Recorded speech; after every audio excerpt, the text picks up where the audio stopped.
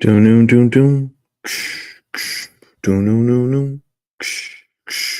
What's up? What's up? What's up? As you could tell, I'm not in my usual spot.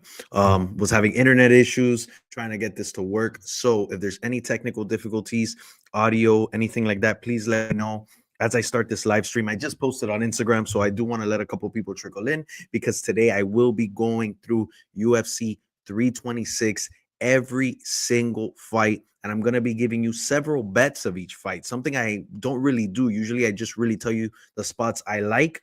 I'm choosing this video and this live to tell you where are the best live or value bets, right? There might be live bets, there might be bets that seem like long shots, flyers, but I want to give you every single angle and where I think there is value. Are all these bets going to hit? Of course not, because I think, over 38 bets I'm going to give out in this video. But I'm just going to tell you where I think you should be laying your chalk, where you should stay away from, and where, of course, there's no value. We got about 5 people in here, guys. And if there's something I love in these streams and helps me continue and want to do this more, is participation. So if there's something you like, something you don't like, yeah. So definitely want to make you guys really think about the chalk you've laid down. I already saw a betting mistake I made earlier in the fight week, but you know what? That's what we're here for. So I'm gonna get right started. This is going to be through UFC.com. So I'm just going to be scrolling through these fights. I'll break them down as we go a little bit as well, but I have a full video on breakdowns. This is going to be more about live betting. So again, guys, like always, like, subscribe, turn on noties, do whatever you got to do. I appreciate all the love and support. Like I said, the whole video is going to be all about value bets. So we're going to start off, guys, with Luke Fernandez, and all of these odds I'm going to be stating in this video. What's up, man, from Poland? That's awesome. I'm going to be stating these live odds. You might have gotten an underdog that may have flipped, but I'm telling you right now, I wrote all these down prior to starting this video. So starting off, Luke Fernandez, a minus 240 favorite against Rodolfo Bellato at plus 190. To be honest, I gave this breakdown a few days ago, and I was very high on Luke Fernandez. I still am. I think this is someone who could come in, make his UFC debut, and find the finish against someone in Rodolfo Bellato that we've seen a little chinny in the UFC. We've seen him struggle, and more so recently, we've seen him give a theatrical performance in the octagon, faking a KO loss, basically, from an illegal upkick from Paul Craig. So here, I do think Luke Fernandez money line is fairly safe. I think he's parlay safe, but when we start breaking things down, I want to say that Fernandez by finish at minus 130 is probably where you're going to get your best value.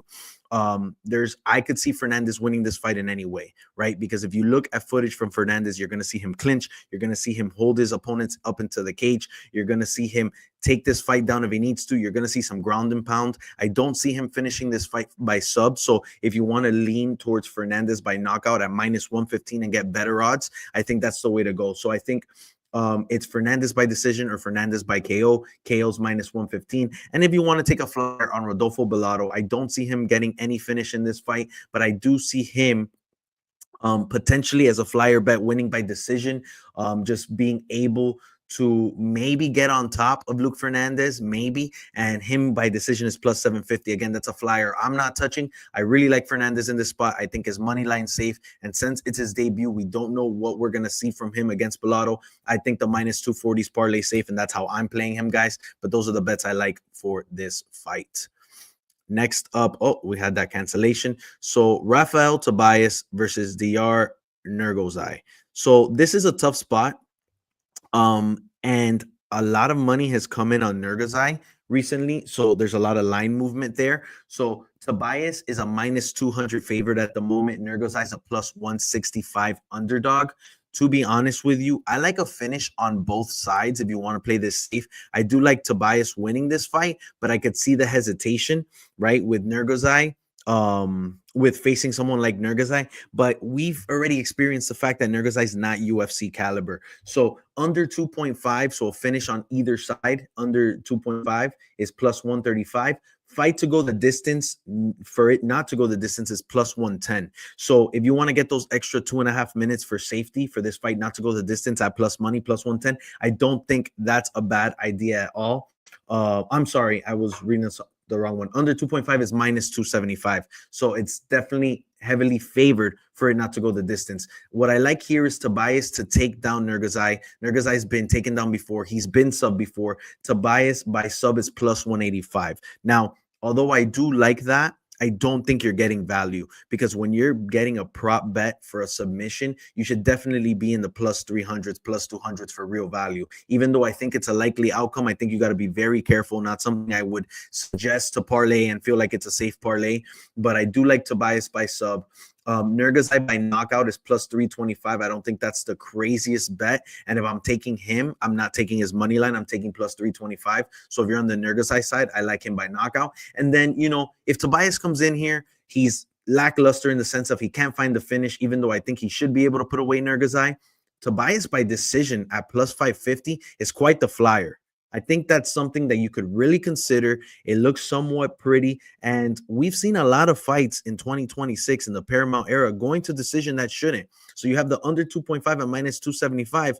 But guess what, man? This gets sloppy. These guys get tired. They start grappling. Tobias is just in safe positions, sitting up on top, maybe landing some ground and pound, but can't find the finish. Plus 550 seems like a steal. So that's my flyer bet for this one. But honestly, I think Tobias money line is your value play here.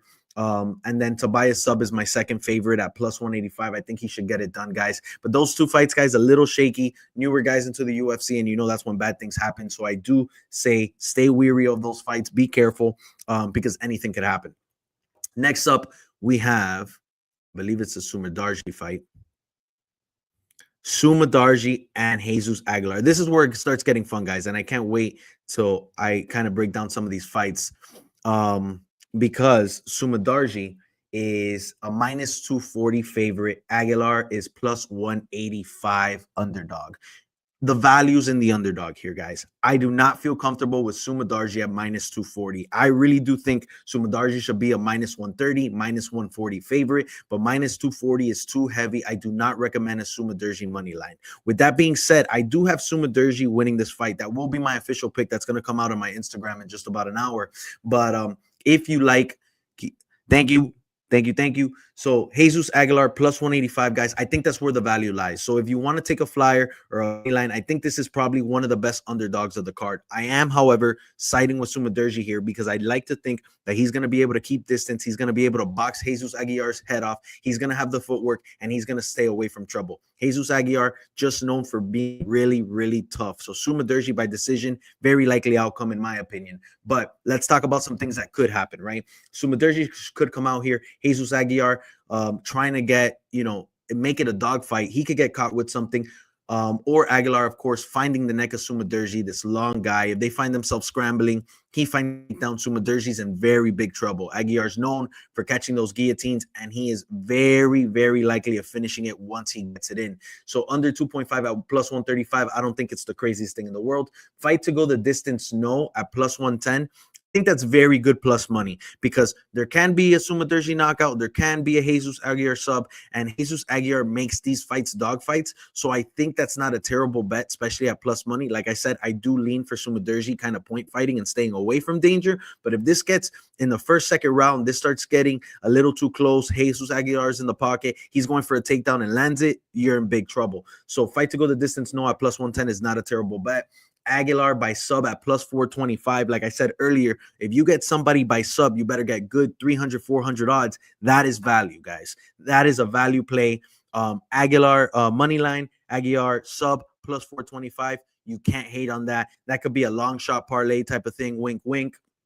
And then, of course, Sumadarji by decision plus 130. I think that's fair, especially at plus money, guys. So you have three different ways you could go here as somewhat plus money. If you're on the Aguilar side, plus 185, very good value. Aguilar by sub, maybe a half unit on that, plus 425. I think that's great too. And then last but not least, I'm giving you another bet. Fight to go the distance, no, at plus 110, just in case this becomes a dogfight. And last but not least, what I believe will happen, Sumadarji by decision, just boxing his Jesus's head off, using his footwork at plus 130. I think that's a very fair price, guys. Every time I bet against Aguilar, he finds a way to win. No way I'm betting. There you go. So Aguilar by sub or Aguilar money line for you, sir. I think that's cool. All right. So moving on up. And these fights get really fun, and I'm really glad I'm able to break these down. And let me know what you think. Maybe you get some ideas and you're really successful for this card, but maybe vice versa, right? Because I'm giving so many vague bets, but I'm trying to tell you where there's value. And if you like this type of breakdown, or you like me telling you where I believe there's value, because I'm very vague, again, I'm giving you 3 different prop bets that hold value. Obviously, they can't all win at the same time, but let me know if you like this breakdown, or me just giving you what I really, really think is going to happen for the next video, of course. So next up, Cody Durden, a tried and true vet of the UFC, but someone who we can continuously see decline against this guy whose name is just ridiculous, really, Tumen Demirel. So Durden plus 130, Tumen Demirel minus 160. I will be completely frank with you. Cody Durden broke my heart not a couple, but a few fights ago. And I think I've faded him since, and I've been fairly successful in doing so. However, Cody Durden is very good. He's fought the best of the division, believe it or not. He even lost to Joshua Van, and he lost in a decision, right? So here, Tumen Demirel at minus 160, I don't think there's a lot of value. I think Cody Durden at plus 130 is where the value lies. Again, even though I'm telling you Cody Durden is where value lies, I am on the Tumen Demirel side. I do think he's going to be able to beat Cody Durden. However, this is a really close fight. I think this fight could even be a pick'em, right? What I will say is Cody Durden's going to make this real ugly. And in my opinion, I think this is as close to a grappler versus striker match we're going to get in this card. I think Cody Durden really needs to push a pace. He needs to make this ugly, and he needs to get Tumen Demirel to the ground. If he doesn't get him to the ground, there's going to be a lot of trouble for him, because Tumen Demirel, in my opinion, is going to box his head off. That's what he's going to do. He's going to be in there the whole time. And with Cody's recent chin issues, I think Tumen Demirel might find the finish, especially if Cody's swinging for the fences. He's looking to keep his job in the UFC. So this is what I came up with. Fight to go the distance, no, at minus 200, guys. I think that is parlay safe. I think it's highly likely for this to be a dogfight. Cody Durden takes us to the ground. The sub's always live. If he can't take down Tumen Demirel, then I'm looking at Tumen Demirel by knockout. So you have those 2 crazy possibilities, the type you see when you have a striker versus grappler. So Durden by sub plus 425. Tumen Demirel by knockout plus 350. So I gave you 2 sides of the spectrum. If you believe any of that could happen, if you kind of like that, I think that's so fair. Both of those are very value play. Tumen Demirel by knockout plus 350. I think that's a sleeper pick right there. And then, even though I want fight not to go the distance, and I think minus 200 is pretty safe, I do have the flyer here for decision, right? And Cody Durden by decision at plus 425 can be fair, because if Cody Durden is able to initiate the grappling, get him to the ground, Tumen Demirel fighting off his back, and he's able to do that in 2 rounds, we get a Cody Durden 29-28, and all of a sudden Cody Durden's back. He proved himself, and he's winning a plus 425 decision. Obviously, that shits on your fight not to go the distance bet, but Cody by decision plus 425 looking like a flyer to me, guys. So think about that. Moving on, Ricky Turcio, Alberto Montes. This is probably one of my favorite fights, and I have I mean, I know why, but I'm going to be completely frank with you. I might be a little too high on Alberto Montes. I'm from Miami. I'm big on the Goat Shed Gym. Pretty supportive of them, but I'm also a master fader of Ricky Turcios, because I think Ricky Turcios has no reason to be in the UFC anymore. I was a bit of a fan of this guy earlier when he was moving up in his career. He's explosive. He pushes a pace. And he's just so jittery in there with the feints, and he has these fast twitch movements that you're like, oh man, if this guy pushes forward, he has real ability to finish this fight. But every time he walks in there, he gets bested by the guy across from him. So I'm not really big on Ricky Turcios in this spot. He's a plus 155 underdog. I think there's no value there. Montes at minus 190, guys. I'm going to be frank with you. I think that's parlay safe. And obviously, I've given you a few bets that I feel is parlay safe. Right there, you just got one if you've been watching for the last 45 seconds. Montes money line, fight not to go the distance in the Durden Tumen Demirel fight. Minus 200 and minus 190, you're probably going to get plus money or close to it. So I'm on Montes. I think the money line is safe, and I think it's good value. Under 2.5 is plus money at 120. I really like that bet because I think Alberto Montes is coming to make a statement, and I think he could finish Ricky Turcios. My problem here is Ricky Turcios has been durable in the past. Even though he's losing fights, he could take a beating. That's fair to say. However, he's also moving up in weight class. So he was used to being the bigger guy in the division. Now he's just the right size in his division. So I think under 2.5, there's some value there at plus 120. Montes by sub is plus 275. Guys, Alberto Montes is always hunting for a neck. He has some great front chokes. He's going to be looking for it the whole fight. I would not be surprised if he puts up 3 or 4 submission attempts. Now, if he doesn't get them, obviously I'm going to be clenched and I'm going to be like, damn, because I did put some money on that, guys. So Montes by sub plus 275 and ultimately Montes by finish plus 175. Some value there, but I don't see him knocking out Ricky Tercio. So I think your real value lies in Montes money line, Montes by sub, and maybe an under 2.5 at plus money. Those are areas I really like in this fight. And if you're just joining here, guys, I'm going down every single fight and I'm just giving you what bets I feel have value. I'm not playing all these bets. I'm not necessarily encouraging you to playing all these bets, but I'm giving you some flyers and where I do see value in some possibilities of this fight. So next up, we're going to Dante Johnson and Cody Brundage. Okay, so this is a little insane because Dante Johnson having only one fight in the UFC. Of course, we saw him in the Dana White Contender Series. He looked very good. Dante Johnson's a minus 750 favorite. And I understand it. I understand the reasoning behind it, but I just think the line is a little insane. So obviously, I'm going to tell you there's no value in the Dante Johnson money line. He's going against Cody Brundage, who right now is sitting as a plus 500 underdog.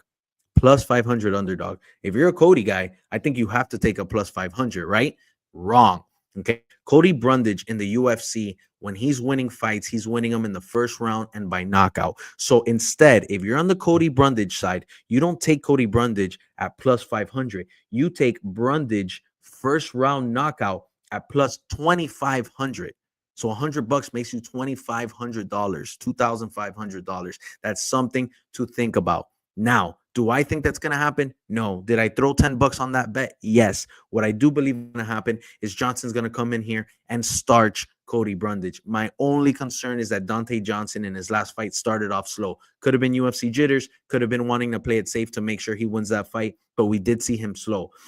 Johnson, first round KO is at plus 145. I think there's value there. And the reason I think there's so much value on Dante Johnson winning and winning early is because, guys, last month, Cody Brundage got knocked out. He got knocked out in Australia. He went across the globe, got knocked out, and all of a sudden, there's no time off. There's no this, that, the other.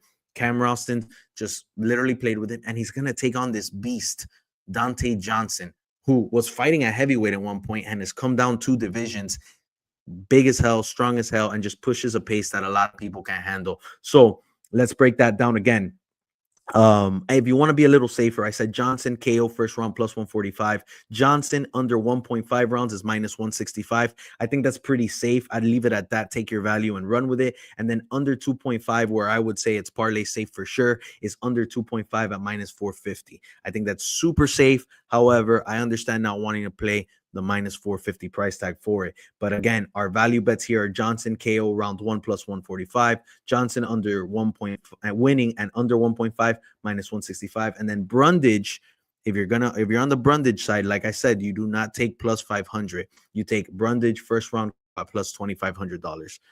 So yeah, I think this is where Cody Brundage might say bye to the UFC, to be completely frank with you, because that's just an ugly, ugly fight for him. And speaking of Cody, so we broke down Cody Dirted, Cody Brundage, and now probably the most famous Cody in the UFC. It's Cody Garbrandt, right? No love, Cody Garbrandt. So guys, Garbrandt coming in as a plus 125 dog, Xiao Long a minus 155. To be honest with you, win or lose this fight, whoever wins this fight, whoever was on their side is going to look like a genius. If Cody Love wins this fight, everyone's going to be like, how'd you not take Cody as an underdog at plus 125? If you take Xiao Long, everybody's going to be like, how could you not take Xiao Long against Cody Love at minus 155? That's going to be the narrative, but we're not looking for that. What we're looking for is prices, right? Over 1.5 rounds at minus 325. I think that's fairly parlay safe. Cody Garbrandt, with everything, his chin issues, I think he's going to be able to box. I think he's going to be able to stay involved with Xiao Long, and he's going to be able to go into the later rounds. Cody Garbrandt by decision plus 300. I think that's a flyer bet that I'm willing to try out. And last but not least, Long by KO plus 475. I think that's quite the flyer bet, and I think that's really something to consider. Okay, so we're going to move on to the main card. The main card. The main card. I just lost everybody with the Cody fights. My God. All right. So Gregory Rodriguez is coming in as a minus 170 favorite. Bruno Ferreira is a plus 140 underdog. We've seen this fight before, guys. Bruno Ferreira knocked out Gregory Rodriguez in the first round. I'm going to be honest with you. I think there's value in both these guys in this fight. I think this should fairly be a pick 'em. Bruno Ferreira looked great on the scale. Gregory Rodriguez is Gregory Rodriguez, but we have seen him chin before. There's quite a few bets I have on this fight that I feel are pretty safe. Number one, fight not to go the distance at minus 425. I don't see a world where these guys last 15 minutes, but I am going to be honest. There are some nerves after Gregory Rodriguez said, I need 15 minutes with you. And I feel like after getting knocked out by somebody, you come in a little more cautious. You come in a little more hesitant. So Gregory Rodriguez might make this a fight where he's not pushing the pace too much. And I think Bruno's going to push it. But when only one guy's pushing the pace, it's not always necessarily fireworks, right? When both guys are going to clash heads, I think that's when there's going to be an issue.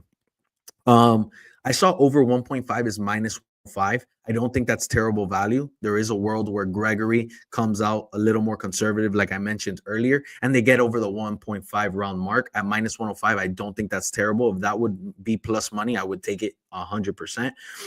Fight to end by knockout is minus 165, guys. I'm all over that. I think that's as fair as it gets in a price. I don't think these guys are subbing each other. I would love Gregory Rodriguez to go down and try to grapple and sub Bruno Ferreira. But even though he's a great black belt, we never see him use his grappling. And more so, Bruno Ferreira could protect himself on the ground. So even if Gregory Rodriguez finds himself taking down Bruno Ferreira, I don't know if I feel comfortable with Gregory by sub, but plus 475 is not a bad flyer bet for that.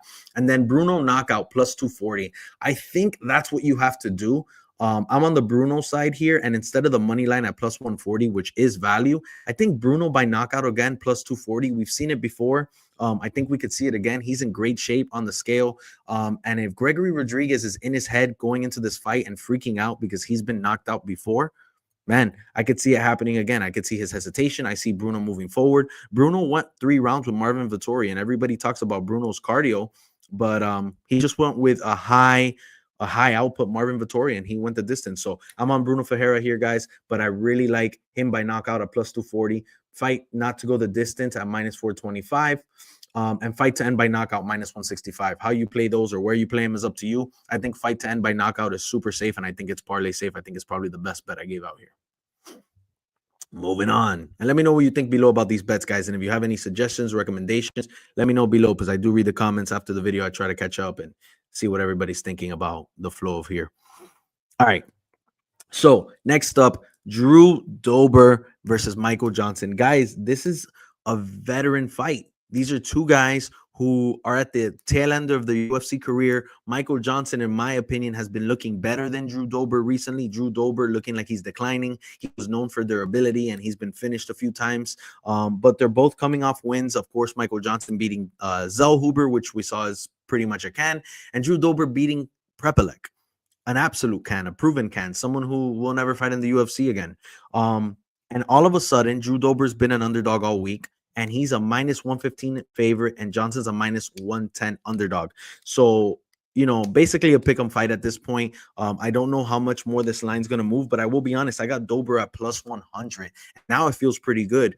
I was going to say, if you're going to bet Drew Dober, bet him by knockout, because I don't think he wins a decision against Michael Johnson, but I'll take Drew Dober at any plus money. If you got him at plus money, props to you. I do think he wins this fight. I just don't think it's going to be, I don't think you're going to feel comfortable when you're watching the fight, because Michael Johnson's going to look good, and he's going to look good early. He's going to establish a jab, and he can make Drew Dober look like a little bit of an amateur for a bit. But I do like when Drew Dober comes back, shows your punches aren't doing anything for him. And I think late in round 2 and even round 3, Drew Dober is live as heck to finish Michael Johnson. He just needs to find a way to close the distance, and hopefully his chin's still there. But let's talk about props. So Dober knockout plus 165.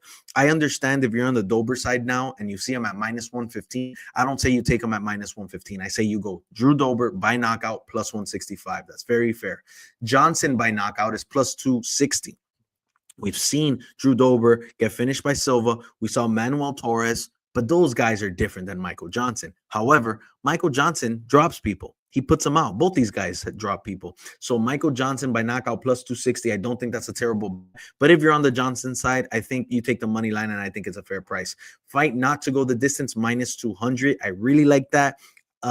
Pretty parlay safe, but I wouldn't be surprised if these two vets are just not the same fighters they were and kind of look at a messy decision. Like round 3 just looks shitty. They're like clinched up. They're respecting each other a little too much, and then it gets dicey. So I'm very careful with that fight not to go the distance for this one. And last but not least, fight to go to knockout. I mean, fight to end by knockout, which I think is better than fight not to go the distance, because that's how I think the fight would end, is minus 160. So if you don't think this fight goes the distance, don't bet fight not to go the distance. You bet fight to end by knockout, and that's minus 160, because I don't see anybody finding a sub in this fight. So not a lot of cash flow in this fight for me, guys. I think I took Drew Dober money line, to be honest, for my exclusive bets. And for those of you just joining us, I want to remind everybody, these are not all my bets I'm giving out. I'm telling you where I believe there's value, places where you should be looking in these fights.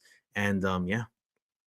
Next up, the veteran Rob Font. Oh my God. And Raul Rosas Jr. All right. So Font coming in as a plus 195 underdog, Rosas minus 250. And again, guys, these are live odds. Here's my thing. I am so big on Raul Rosas Jr. winning this fight that I don't even want to tell you Rob Font money line has value. However, it does. I know it does. But I'm fairly confident in Rosas Jr. winning this fight, even if it's like a dicey fight. I think he just takes it. I think Font's too old. I think these guys are like 17, 18 years apart. He's up and coming. He is getting better. And Rob Font can't defend the takedown. So when you look at those facts right there, everything points against Rob Font. And I think Raul Rosas Jr. just takes him to the ground. And even if he's not finishing him, he's holding him there for 15 minutes, right? Here's where I think we do get some value.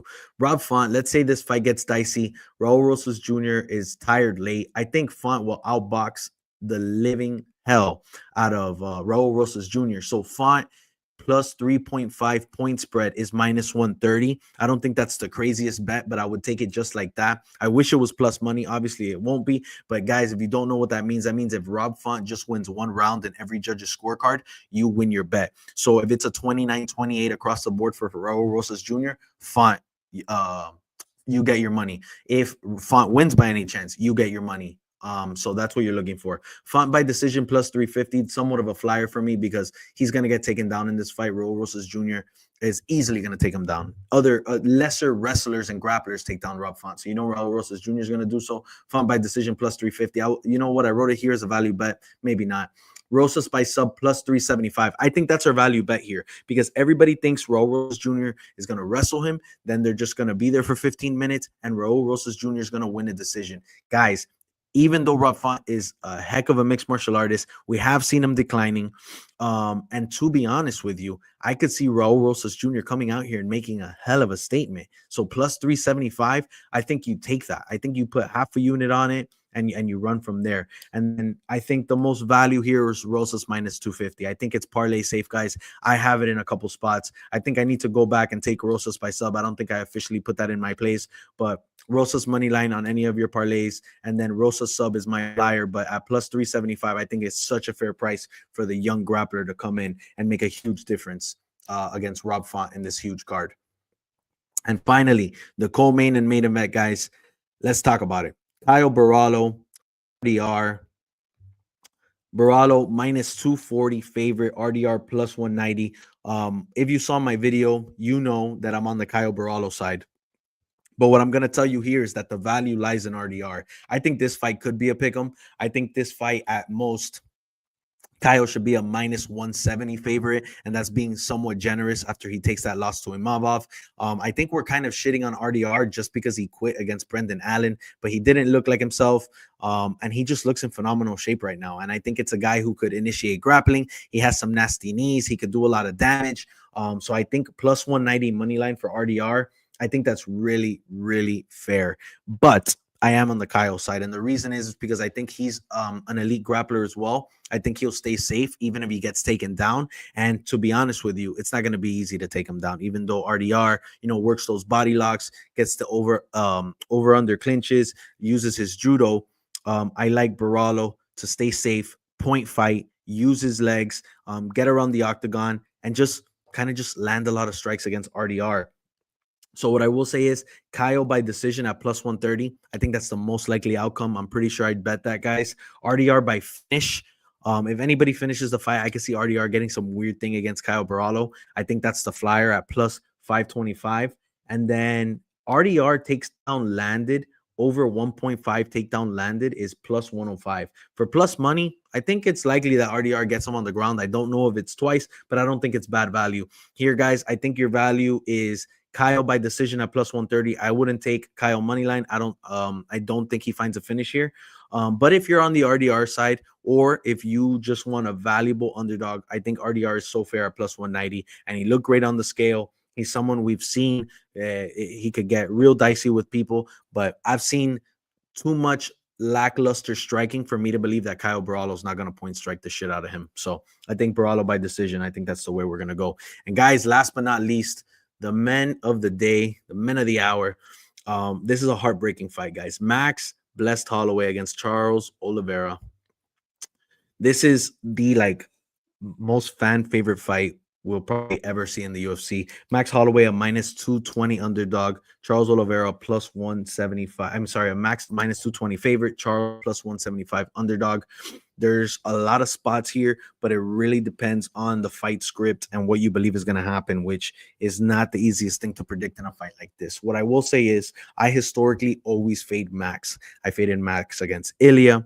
I faded Max against Justin Gaethje. I faded him against Dustin Poirier. I've learned my lesson with Max Holloway. And the reason is because I always thought Max was a great 145er. When he came up to 155, I wasn't too excited, nor did I think he was going to be very successful. Boy, was I wrong, right? And with that being said, what I do say here is Charles Oliveira has a good chance in this fight, but Charles Oliveira needs to initiate grappling.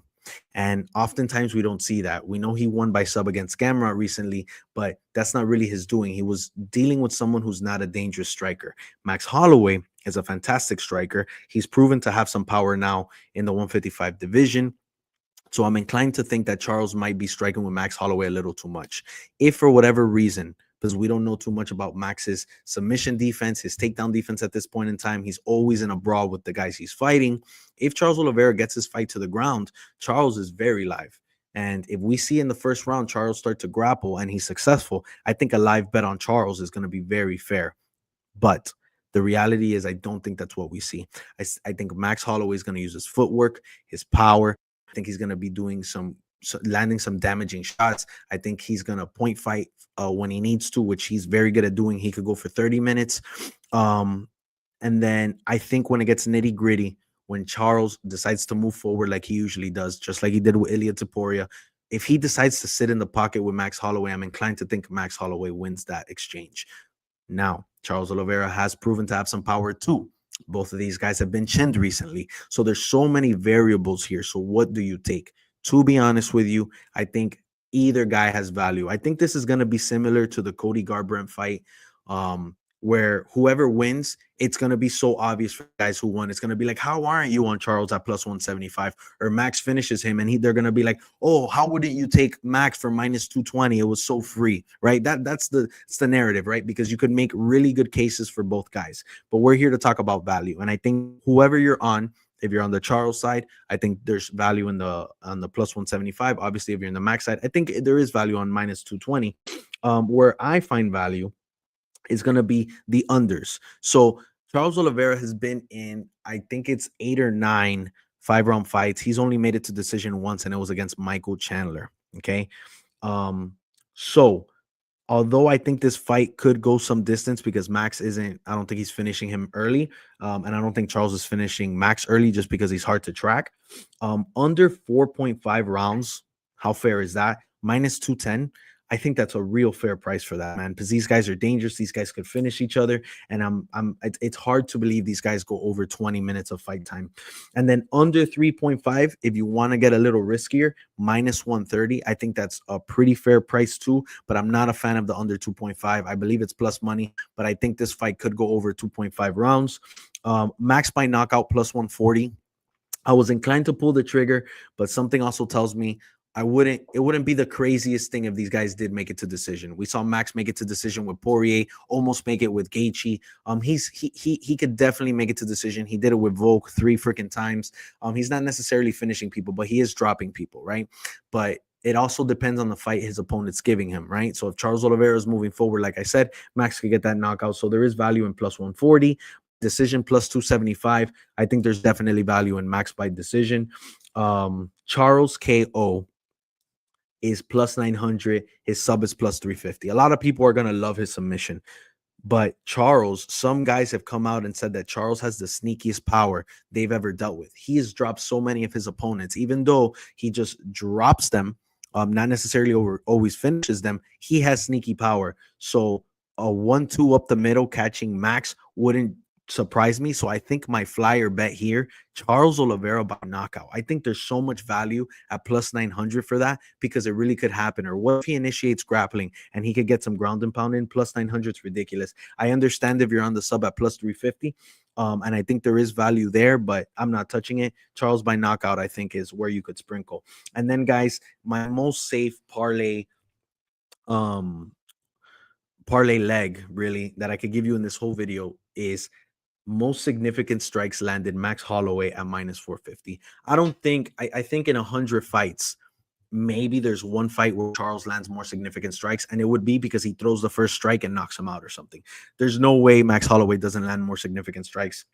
I did a 3-leg parlay with like my locks, and this is such a lock for me. Most significant strikes, Max Holloway at minus 450. I know it's super expensive. It's super worth it. There's no world, no shape or form that Charles Oliveira lands more significant strikes. So, guys, like always, I want you to let me know what you think. This is a completely new type of betting breakdown. If you're getting here now, go to what fights you want to see. There won't be any checkpoints in the video, but just fast forward until you see the fights you want to see. Like I said, I gave out bets where I think there's value, right?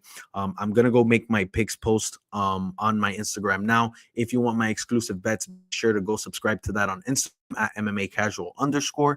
And then of course I have the Winnable app, which you could get that description on my Instagram as well. Like always, I appreciate all of you. Let me know what you think about this type of breakdown, right? Because like I said, I gave you value bets. I didn't necessarily tell you where I'm pulling the trigger or where I believe you should pull the trigger, but where I think value lies. So let me know what you think, guys. Always a pleasure. See you later.